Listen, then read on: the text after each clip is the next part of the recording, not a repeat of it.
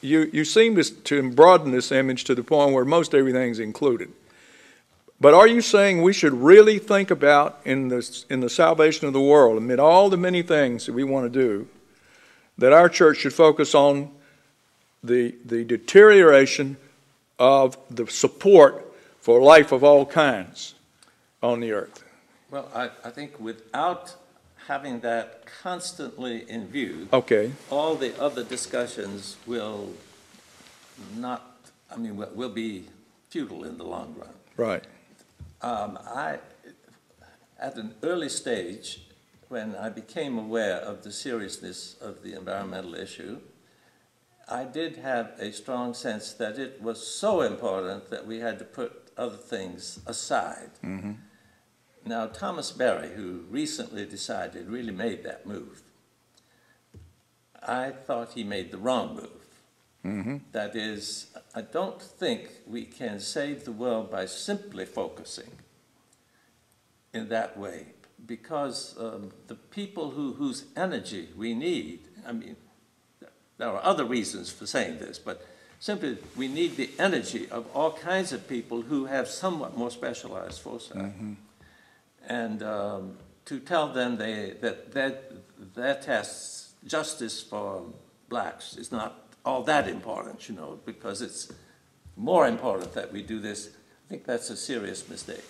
I do not think there is any way of saving the world which does not include constant concerns for justice and participation and all these other matters. But what I do want to ask is, why the church? Why not the university? I mean, I'm working in a university right now that has as its mission statement to educate students who will make a difference in the world, particularly for the least well-off. I'm glad to hear that's the mission statement. That's the mission statement.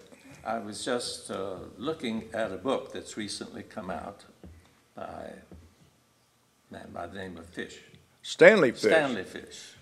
The title is Save the World on Your Own Time. Yeah. And I think that reflects the state of the university more than the mission statement of CGU. Well, I agree with you, but shouldn't the church be challenging universities to move in that direction? I think for right now, if you look, there's not a single major problem in the world that can be solved by a siloed discipline approach to it. It has to be cross-disciplinary and maybe transdisciplinary for any solution to come about. Well, I mentioned that if I were on the side of the UCC working on this kind of a project, I would very soon be looking for people who could help. And a great many of them would be in universities. That's what I think too, at the present time. The very fact that Stanley Fish has to write a book telling people save the world on your own time, he is reacting against too many of these professors are so interested in saving the world that they are distorting the purity of their teaching and disciplines. Great. Well, let's give these professors a chance to help us save the world. Yeah, but what about the government? I mean, we've got a new, we hope, we've got a new opportunity in government. Sometimes it gets a little discouraging when you see us recreating the very institutions that have caused the problems, but is there any hope that the governments of the world will finally realize that it's absolutely costly for them to ignore this problem?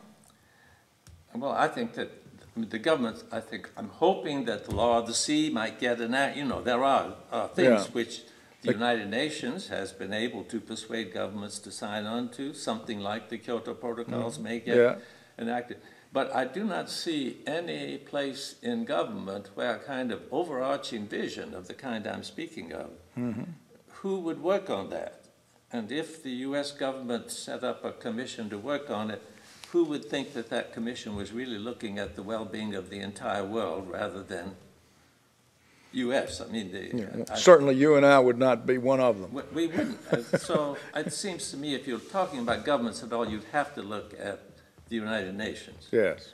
And I think we can greatly appreciate the contributions the United Nations have made and are making and can make. But any time you bring together a group of people who represent particular and diverse political interests, all you can come up with is something that they can all compromise on. And I have in mind we need something that is not a compromise vision, that it's a vision that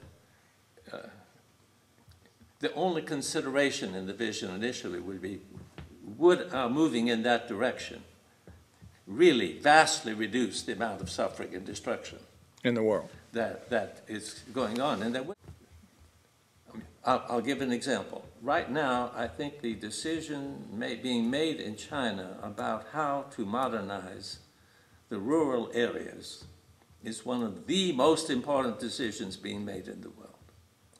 Because if they decide to modernize agriculture, they have to find urban homes for 800 million people. They have to find new sources of fertilizers and insecticides and herbicides and all the other things that come from petroleum. I think a decision on their part to modernize agriculture would be a disaster of horrendous consequences, not just for China, but for the whole planet. Destroy the land in the process, probably. And right now, they are in the process of making that decision. So that's an example of what, but just my saying it doesn't amount to much. If there were a group, an organization, institution, that had achieved some credibility, that lifted up something of that kind as being of special importance at this juncture, I think it could have make a real difference in the world and in the possibility of the future. I don't think we're going to get that from universities or governments in a convincing way. It seems like an awfully daunting challenge to lay on what is one of the smaller denominations, but maybe that's the only one that could take it on, is someone who's not completely tied to size and can't be. It has been, I think, that I've been spoiled because I've been in UCC churches that do take on the issues head on and make a witness in that direction, and I think there are many of them. I think that right. Well, I think it's certainly something that has to be considered because, if I may say so, and I probably, this is not a careful statement, but just an observation, that most of the denominations, the Protestant denominations of the country, are in turmoil about issues that will have very little to do with the salvation of the world as you have described it, and as I think we should describe it. And there are church groups that are actually, because of their theological beliefs, who don't think that preserving the world, the natural world, is very important, even though it's obvious that unless something really fantastic happens, losing the world means losing all its people at the same time. So maybe if you put it in that context, the UCC is positioned already with an open theology, with a view toward inclusion in every sense of the word, and that, I think the UCC has led also an inclusion with respect to giving true respect and learning from other religious traditions, so that there's not this competitive streak there with other religions. So perhaps we shouldn't congratulate ourselves, but we really might need to be sensing some kind of call because we're not dominant, because we're not prominent, and therefore probably would be more open to allies who could help us achieve what we want to do. I really thank you for laying this challenge on the table for us. I don't know where it will go, but my guess is it will have a lot of very respectful hearing in our tradition. And I certainly hope it does, and I certainly know that there are a lot of people here who were absolutely delighted that you opened this discussion in our denomination. So thank you very much for that. Thank you, Joe.